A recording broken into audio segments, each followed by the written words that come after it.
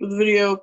I've had the pleasure of interviewing Mr. Bopp on prep stance and plans moving forward regarding the COVID-19 outbreak.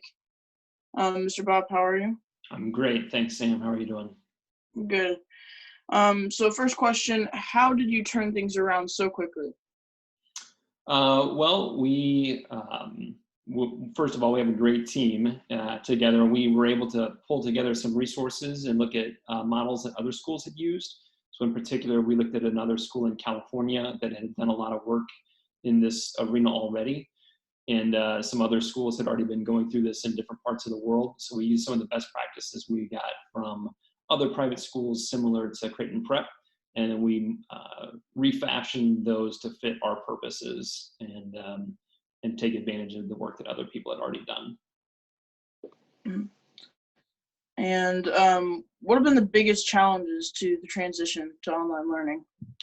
Yeah, the initial biggest challenge was that we had to do it in such a short period of time. So we were trying to get teachers up and running with a bunch of technologies that they weren't necessarily entirely familiar with. I mean, it's hard to believe now we've been using Zoom so much, but just a few weeks ago, none of us had even used Zoom, and now we use it constantly. So you think about Zoom, you think about different features on Canvas, you think about how to do online quizzes. There's all of these different tools that we wanted to use, but many teachers had never experienced them before. And in addition to using a bunch of different tools, it's just an entirely different way of trying to teach. We talk about synchronous versus asynchronous learning and trying to have kids go through a learning process where you're not right there with them. It's just philosophically and technologically very, very different.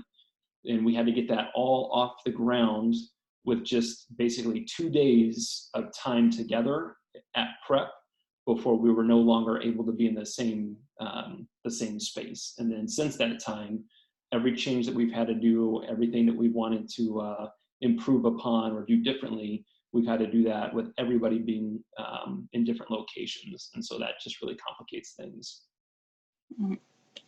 On the contrary, have there been any successes, any specifics?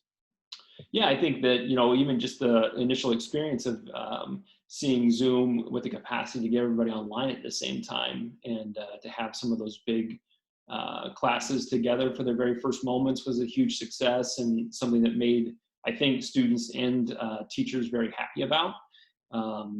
Students have been really patient and trusting and have worked really hard with us as well. And so I know the teachers have been grateful for that in addition to all their hard work. And I would say another really big success is that parents have been more involved than they ever have before, and I think in some really good ways. And so teachers I know in the administration have found the partnership with parents to be very good as well. Okay. Do you see distance learning becoming more integrated in classes after the COVID-19 outbreak subsides? Well, I think when situations like this present themselves again, they'll give us an opportunity to make the switch. So we'll know now that there will be other circumstances that we can tackle head on if we need to.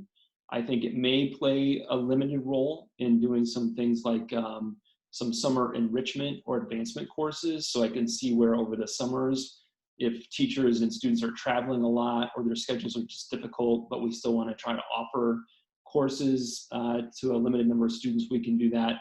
But I wouldn't say I would ever see it, coming in and replacing, what we do at prep on a regular basis. You just have to go back and think of all of the things that make prep a really special place beyond just getting through the basic academics. And it's really hard to do, and recapture some of that stuff online. So, and that's actually where we probably struggled with the most is not keeping the classes moving forward. I mean, that's been a struggle, but our real struggle has been things like how do we do prayer services and retreats and intramurals and other student activities and all the kinds of different things that make prep a really special place. You just can't recreate those things in an online environment. Will next year be any different? And if so, how will it be? Can you clarify the question? Difference in what sense? Like difference in regards to online learning and like bringing it back to normal.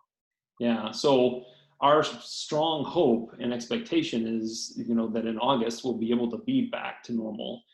That's what we're all really hoping for, and what we're still planning and preparing for, is that when August rolls around, we'll pick back up just like we would have if this had never happened before.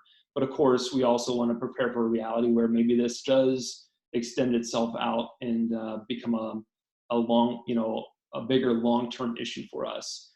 And I think what's good about what we've done so far is we know that if it does become a long-term issue for us and something we have to continue to address, we have all the essential elements in place to do that for as long as we need to. But we really want to go back to normal as quickly as possible. All right. Thank you, Mr. Bopp. Thank you for your time. Absolutely. It's a pleasure.